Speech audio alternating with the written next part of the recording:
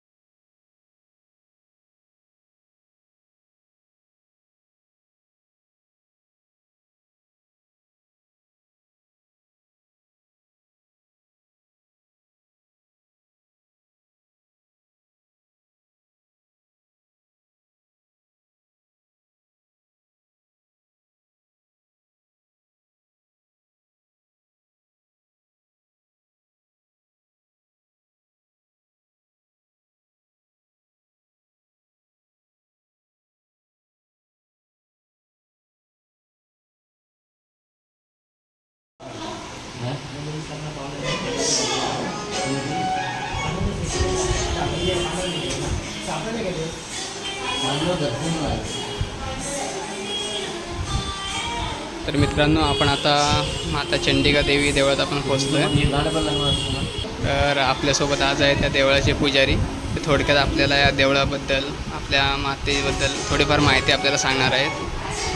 जय चंडिका. या ठिकाणी कालिका, चंडिका, महिषासुरमर्दिनी आणि गणपती या 4 स्वयंभू शक्ती परिवाराच्या देवता आहेत त्या ठिकाणी. याला देवी पुराणामध्ये सुद्धा उल्लेख आढळतो की चंड या दैत्याला मानणारे विश्वास या ठिकाणी वास्तव्याला राहिलेलं आहे. त्यामुळे निर्गुण आणि निर्विकार आहे. तिला कुठलाही आकार नाही आहे. निर्विकार असल्यामुळे ती प्रतिष्ठापना झाली नाही. पांडव वनवासा काळामध्ये भ्रमण करता करता श्रीकृष्णाच्या आज्ञेनुसार अनेक देवतांची तिला आशीर्वाद घ्यायचे या ठिकाणी आले होते. त्यानंतर लोकांना या ठिकाणी समजलं की या ठिकाणी देवीचं अनुष्ठान आहे, अधिष्ठान आहे, म्हणून लोक दर्शनाला लागले. तसंच त्याचा पूर्व इतिहासाचा कोणालाही सांगू शकत सांगू येणार नाही. आणि या ठिकाणी परशुराम भूमी म्हटली जाते. या ठिकाणी परशुरामाने तपश्चर्या केली. तपश्चर्या काळामध्ये या ठिकाणी आले होते. विश्वामित्राने यज्ञ या ठिकाणी केल्यामुळे या ठिकाणी 2 औषधी या ठिकाणी अर्पण नाही. त्यावेळेस विश्वामित्र आणि परशुरामचंद्र या ठिकाणी दर्शनाला आले होते. परंतु प्रचलित असं आहे की पांडवापासून आलेला हा एवढासा इतिहास आपल्याकडे माहिती आहे. या ठिकाणी नवरात्रामध्ये, शारदीय नवरात्रामध्ये 9 दिवस सप्तशती पाठ केले जातात. 9मीला होम हवन असतं आणि असंख्य लोक या ठिकाणी आपापल्या मनोकामना करतात. राजस्थान, गुजरात, मध्य प्रदेश, दक्षिण भारतातून भरपूर लोक येतात. ही देवी आपल्याला प्रत्येक इच्छा पूर्ण करायची मनात भक्तांची भावना आहे आणि ती नवसाला ती पावते. त्याच्यामुळे तुमच्या मनाची इच्छा परिपूर्ण होतात म्हणून लोक नेहमी दर्शन होतात. चैत्र महिन्यामध्ये 3 दिवस या ठिकाणी रात्र उत्सव असतो. चैत्र कृष्ण तृतीया, त्याचे देवीला महाअभिषेक करून देवीची पूजा अधिष्ठान होते. चतुर्थीच्या दिवशी गावात देवीची पालखी होती. तिथून संध्याकाळी 4 वाजता निघाली पालखी. सकाळी पूर्ण ग्रामप्रदक्षिणा करून सूर्योदयाच्या आसपास सकाळी 4 ते 5 दरम्यान या ठिकाणी मंदिर होते. तसे मंदिरात अनेक उत्सव आहेत. याच्यामध्ये जे गोरगरीब लोक आहेत त्यांच्यासाठी सार्वजनिक स्वरूपामध्ये 101 रुपयामध्ये दाम्पत्य लग्नाचा सोहळा केला जातो. तसंच या ठिकाणी नवरात्रामध्ये 30 रुपयामध्ये 30 रुपयामध्ये त्यांना जेवणाची व्यवस्था केली जाते.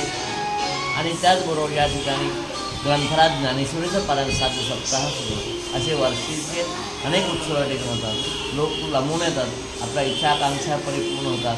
ही देवीच्या चरणी प्रत्याकडे जातात आणि देवी त्यांना ती यश. जय चंद्र.